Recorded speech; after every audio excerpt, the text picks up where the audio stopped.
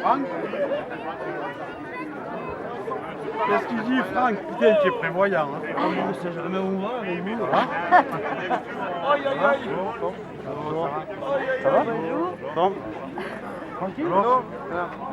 Moi, j'avais un peu de nouvelle. Ah, mais non! Ah, mais non!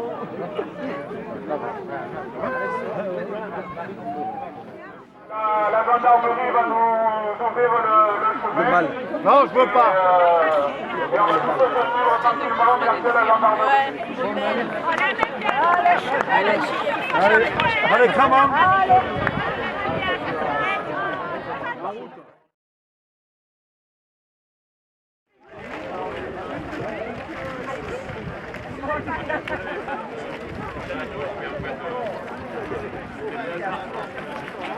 C'est pas ta faute, c'est comme ça.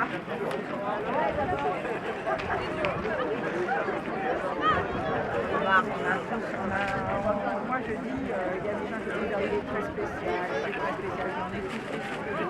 on est très bonjour.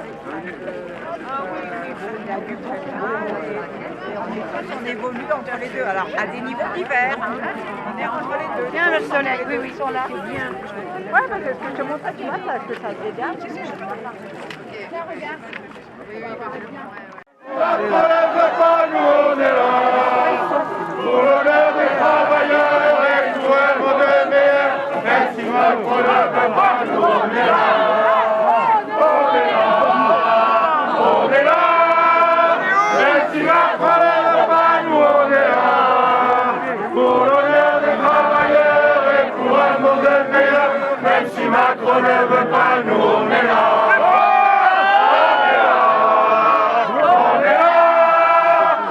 Si Macron ne veut pas, nous on est là. Pour l'honneur des travailleurs et pour un monde meilleur. Si Macron ne veut pas, nous on est là.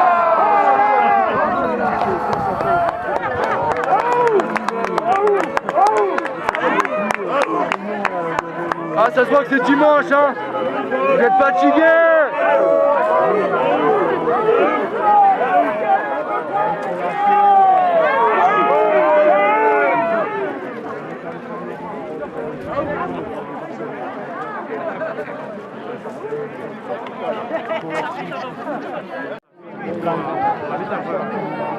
Là, on avait dit on le fera à la maison.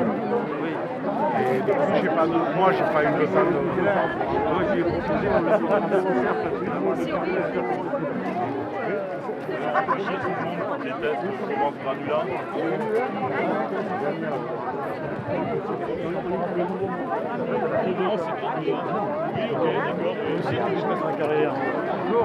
Alors, on va la faire, cette carrière. Toi, t'as fait une carrière, regarde ta chose. Qui c'est qui a fait carrière dans quelque chose?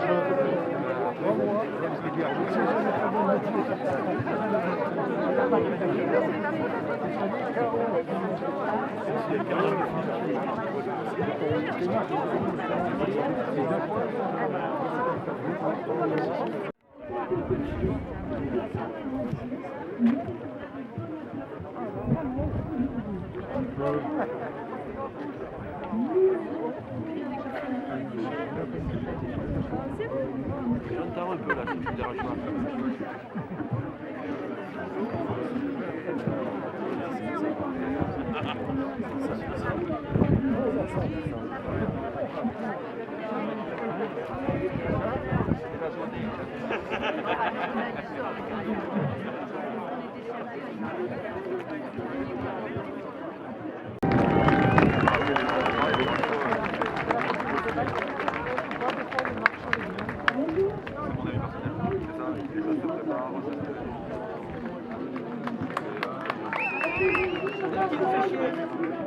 Que ce bien commun, vital pour l'humanité, soit préservé. Nous ne voulons pas que nos enfants soient privés d'eau potable, ni qu'ils vivent dans un monde où elle sera cotée en bourse. Et on n'en est pas loin, restons vigilants. La considération de l'eau est en retard. La mise en œuvre d'une concertation constructive, ajoute sa filiale Provence-Granula. Leur sens de la démocratie nous interpelle. C'est sans doute cet esprit démocrate qui a présidé la décision d'installer ici une carrière. Faut des gonzesses, le salaire, ouais, faut des filets qui tendaient, faut des gazons dans les tabacs, faut des mecs, sport sur des machines, faut s'essouffler, faut s'entraîner, faut marcher dans les clous, faut pas voir au volant, faut dépenser les petits sous, faut du réseau pour les enfants, faut ressembler à des guignols, faut que tu passes à la télé, faut rentrer dans les farandoles de ceux qui ont le bled. Je me balade dans les grandes surfaces, j'ai pas assez mais faut payer, je cours au gré des accessoires et des conneries illimitées. Les gens parlent mal, les gens sont cons, au moins tout aussi cons que moi, à se faire mettre, à se faire baiser sur, à se faire enchanter, des bébés par des hologrammes, des mots d'amour par satellite, mais ces connards ils savent pas lire, ils savent même pas sourire. Vous voyez ici, je continue de traverser ce village, dans ce village. Allô? Continuez, on est sur la droite, mais là le cortège avance, vous êtes là dans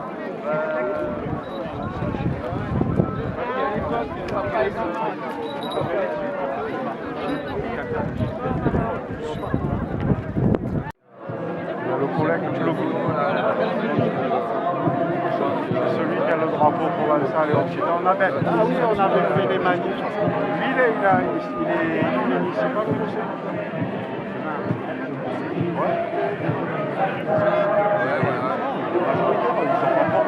une liste, ça. Il est au patrimoine et à il a repris des villes de ses parents. Il se rappelle quand la mère de ton frère avait les bivariums. Il y allait à la manif.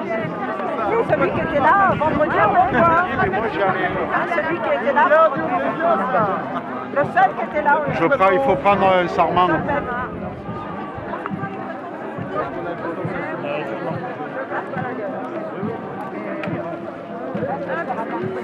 Ah, c'est moi qui ai eu la courte paille.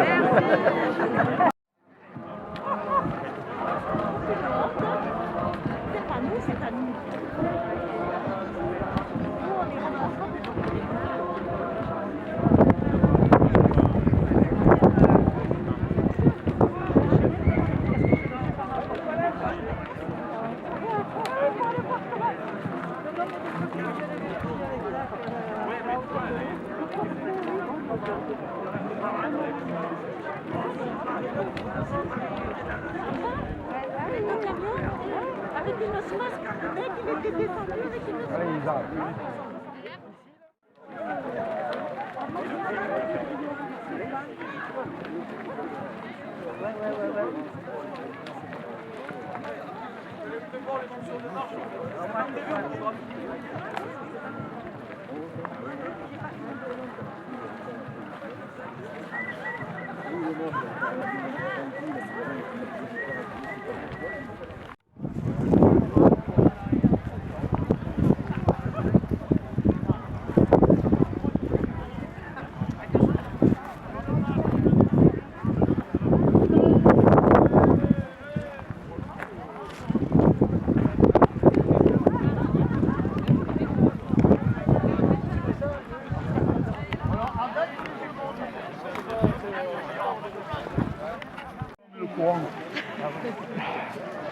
Oh, nous on le fout.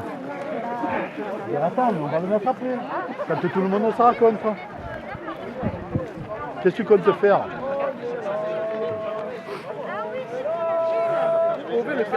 C'est toi, trop fou. Quoi? Ah non, je vais le mettre sur l'arbre. Je vais le mettre sur l'arbre. Non mais vous êtes collés comme des sardines. Vous aimez ça? Oui, il faut faire un peu de temps. Allez, on se commence à pousser. Il n'y a pas la personne qui peut venir là. Madame, on se serre comme les sardines.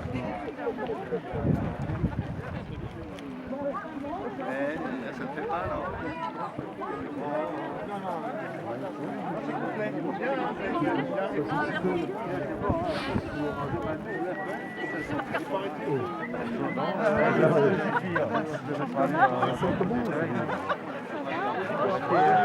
Céline. Quoi? Heureusement qu'il a appris à grimper au sommet. Maintenant, il s'arrête plus, regarde-le. Ça va le combat. Là, il faudrait prendre en photo, voilà ce qu'il fait.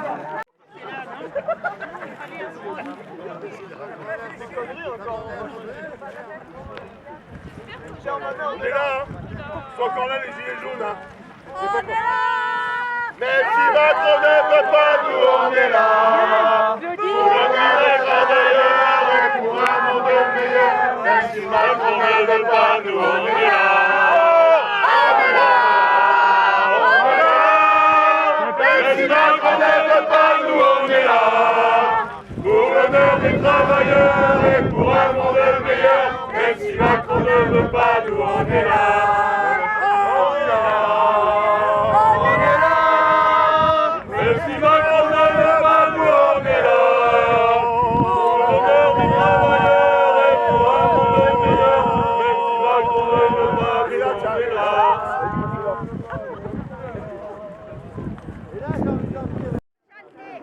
Mais la chorale, on va chanter.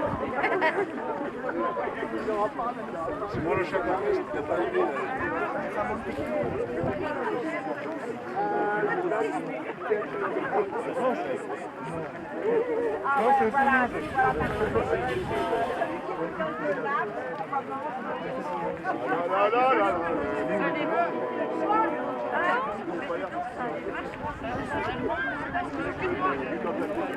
C'est des écouteurs en France 3.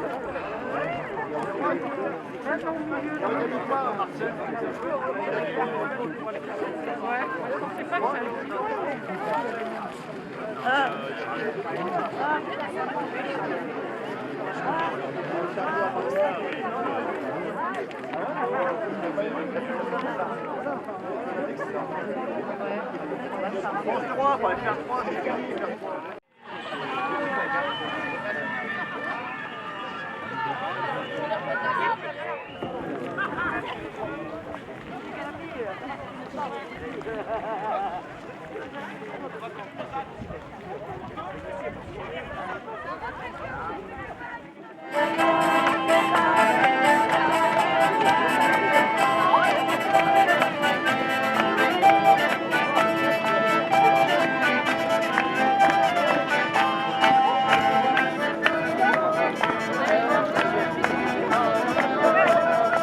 Attention, attention, attention.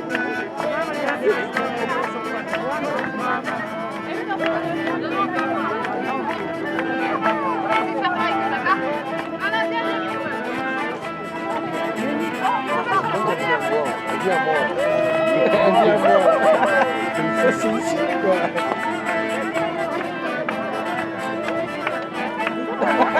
Tu con. Tu passes. Dans la boîte.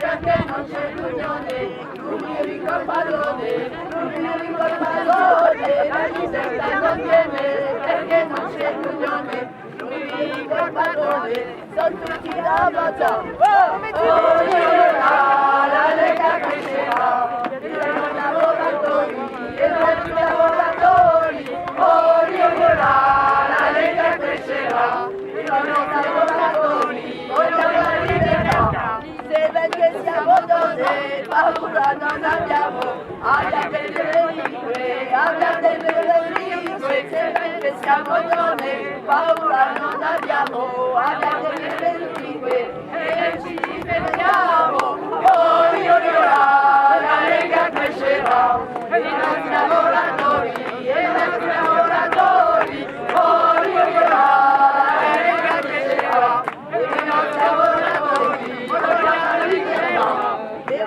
signoroni, che l'orgoglio, abbassate la superbia,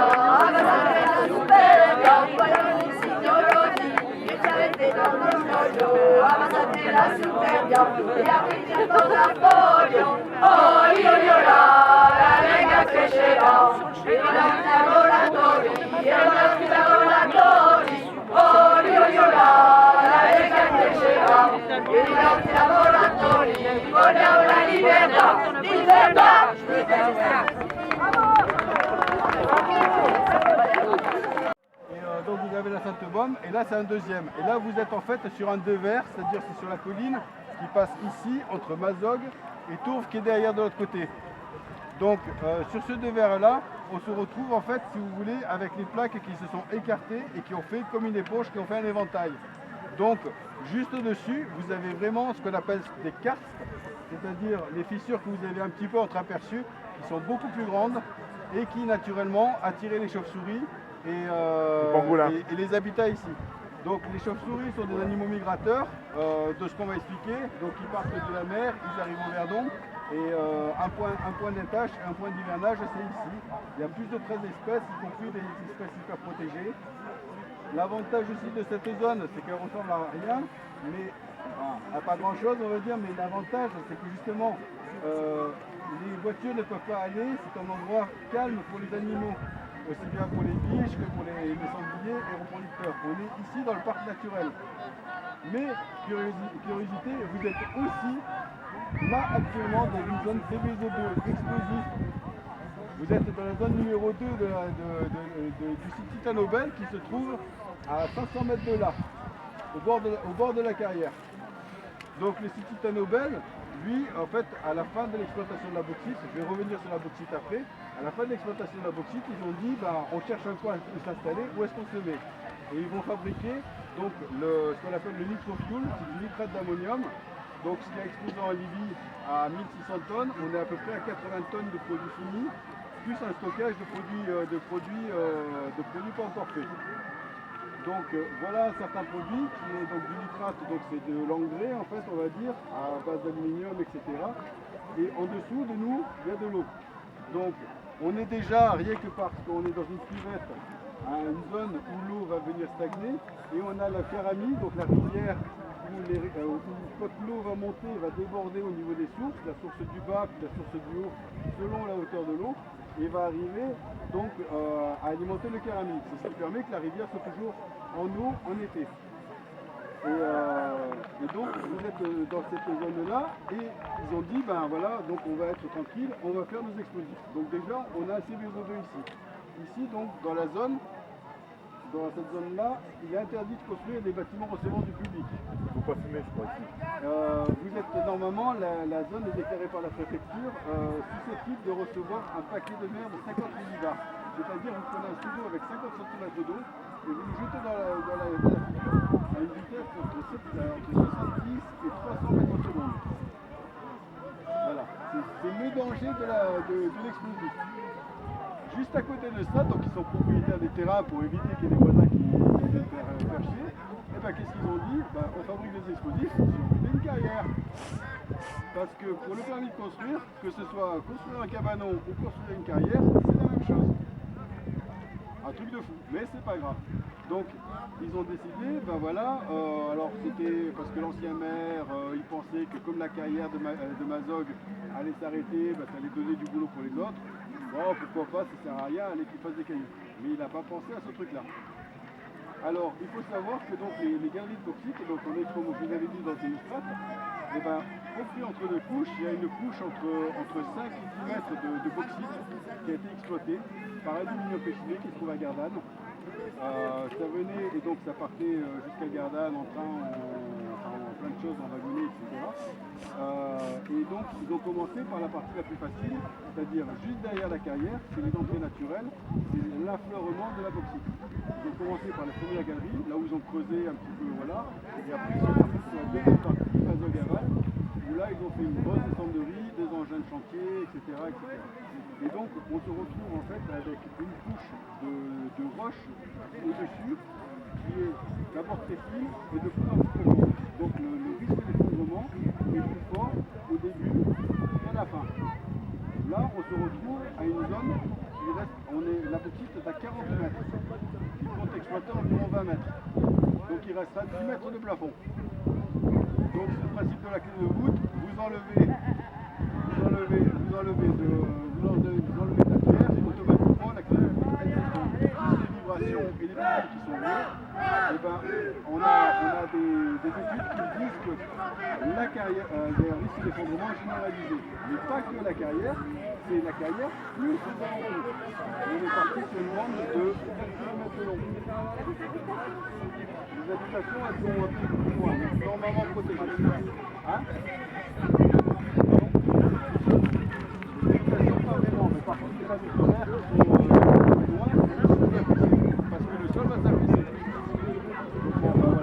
Donc c'est une aberration. Quand ils ont creusé, ils ont commencé à creuser, puis après ils sont tombés sur la nappe d'eau, ce qui est logique. Donc qu'est-ce qu'ils ont fait? Ils ont mis 3 grosses pompes qui sont là-bas, qui débitaient 600 litres seconde, qui allaient au Carami. Donc à l'époque de l'exploitation, pour qu'ils puissent aller creuser profond, ils allaient pomper et renvoyer au Carami 600 litres seconde, ce qui permettait que le Carami, il y a 40 ans de ça, était beaucoup plus haut que maintenant. Et donc là, quand on va en avoir un effondrement, ben, qu'est-ce qui va se passer? Tout ce vide qui était donc rempli d'eau, ben, les cailloux vont arriver là et vont remplir ça. Et comme l'eau dépasse par le niveau de la nappe phréatique, et ben, du coup, on va perdre du volume. Alors, 2 véhicules, c'est pas grand-chose parce qu'on parle de... Ici, la quantité d'eau est estimée aussi grosse que le lac de Carrefour. Donc cette eau est pure, elle a été testée, elle est pure, elle est tout ce que vous voulez. Et donc on a déjà un risque avec Titanobel qui peut nous polluer par leurs produits. Et là, donc qu'est-ce qu'ils avaient dit? Le projet arrive à peu près au même moment où ils ont voulu faire le TGV, qui voulaient le faire passer par le long de l'autoroute. Alors heureusement le projet est abandonné, ils veulent passer par Toulon, mais c'était un intérêt pour eux d'aller prendre du ballast pour les graviers. Et donc là ce qu'ils veulent faire c'est une exploitation, donc casser les rochers, mais aussi le concasser pour en faire du gravier. C'est une valeur ajoutée. Mais en plus, ils ont eu une autorisation de faire pour aller laver les cailloux. Donc en fait, tous les résidus de tir, tous les résidus de poudre d'explosifs vont laver les cailloux et ça va aller dans une lagune. Étanche, pas étanche, qu'est-ce qu'ils vont faire de l'eau? On ne sait pas. Mais en tout cas, voilà, donc ils vont pomper de l'eau alors que été comme hiver, même y compris en tant que sécheresse, quand la rivière sera sèche, ben, eux vont continuer à pomper pour laver les cailloux. Et en plus, il y a un arrêté préfectoral, l'arrêté préfectoral de grande sécheresse qui interdit les massifs forestiers, interdit de balader, etc. Interdit de remplir les piscines, tout sauf le principe de la carrière, ça fait de la poussière, donc il faut abattre la poussière, donc il faut arroser les pistes.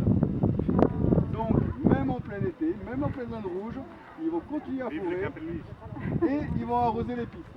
Ils vont laver des cailloux, arroser les pistes, donc enlever de l'eau, la polluer parce que bon voilà avec les résidus et voilà. Et nous, donc la rivière va être à sec. Enfin, je le suppose parce que je ne suis pas complètement, mais voilà. Il y a une histoire aussi, il y a une galerie de drainage parce que quand ils ont commencé à creuser, aussi quand il pleuvait, vous avez vu le sol est assez, il n'y a pas beaucoup de terre, ça les arrange parce qu'ils ont 1 mètre de terre à gratter et puis après ils ont directement les cailloux. Donc il y a une galerie de drainage qui arrive, pour ceux qui connaissent, le saut du Cabri.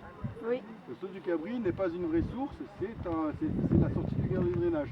Quand il va y avoir l'effondrement complet, automatiquement, et ce qu'on verra au saut du Cabri, c'est de l'eau rouge parce que ce sera les galeries qui se seront effondrées et qu'on aura la bauxite qui viendra ressortir là-bas. Si ça ressort, parce que l'effondrement naturel, entre guillemets, un pilier tombe, un deuxième, un troisième, et quand ça tombe en masse, ça a un risque de dévier carrément les cours d'eau. Et là, c'est tourbe qui morfle, puisque ici, on a déjà fait des colorations avec les spéléos. On sait que c'est les fontaines de tourbe qui ça ressort directement dessus. Donc là, c'est tourbe qui, si on se retrouve avec une modification d'un coup du changement, on peut se retrouver avec un manque d'eau. L'eau va choisir un autre chemin. Voilà, donc c'est tout un ensemble de choses, le risque d'explosion, la coactivité, parce que ça explose, les gars qui sont là, bon voilà, il y a l'utilisation de l'eau, ils arrivent, ils en prennent on ne sait pas combien, ils le payent 0, parce que c'est ni le tarif canal de Provence, ni le tarif de la ville de Mazoc. Donc ils n'ont jamais donné le volume qu'ils avaient utilisé. Donc voilà un ensemble de petites choses qui sont complètement hallucinantes. Plus automatiquement, s'ils commencent maintenant, bien entendu, les chauves-souris, qu'est-ce qu'elles font? Elles hibernent. Donc là, on est en train de les emmurer vivantes. C'est normal.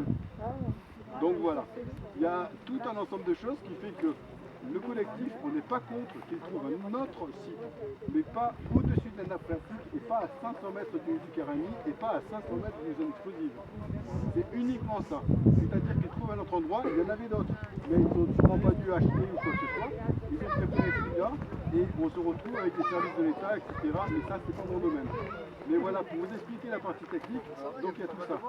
Alors, même s'il continue, on a encore un projet, c'est-à-dire qu'on aura encore besoin de vous pour continuer à prolonger, parce qu'on va gérer un autre problème. Les pompes qui étaient là à Mazoc, elles sont encore en fonctionnement. Il suffit d'une révision et on peut encore s'en servir. Ces pompes qui arrivent à 600 litres seconde, elles sont capables de pouvoir gérer le niveau du Carami et donc de gérer le niveau des inondations. Parce que tout simplement, quand on est en été, on va arriver, la zone pour l'instant elle n'est pas pompée, elle n'est pas utilisée. Donc on peut utiliser un petit peu d'eau, faire un petit peu descendre la nappe, mais pour alimenter la rivière et que la rivière ne soit jamais à sec. Et en hiver, quand il commence à y avoir les pluies, on arrête les pompes. Et en arrêtant les pompes, eh ben, la pluie diluvienne, comme on a les phénomènes Cévenol qui ont fait les inondations à Brignoles il y a 2 ans, eh ben, le temps que les niveaux remontent, c'est le temps qu'on va gagner pour Brignoles, pour les protéger. Donc il y a une partie de gestion de crue aussi bien en hiver qu'une gestion aussi de garantir un débit à la rivière pour alimenter le maraîchage et pour d'autres problèmes. Parce que par exemple d'autres problèmes, je vous en cite un, les stations d'épuration. Les stations d'épuration, donc tout le monde va aux toilettes ou quoi que ce soit, elles ont une norme qui dit qu'ils doivent rejeter un 10e du cours de la rivière. C'est-à-dire qu'il y a plusieurs trucs. L'endroit où ils rejettent 300 mètres plus loin, la qualité de l'eau doit être identique. Et ils doivent rejeter un 10e de ce que la rivière rejette. Donc s'il y a que 10 mètres, ils doivent rejeter 1 mètre cube. Pas plus. Normalement, il y a ça. Donc là, si la rivière est à sec, on fera quoi avec nos stations d'épuration? Elles vont rejeter quoi? De la bouse directement un peu plus bas? Donc c'est intéressant de conserver un débit minimum permanent. Donc le projet de pompage continue à envoyer et quand on devient en zone de pompage, ça devient zone à protéger.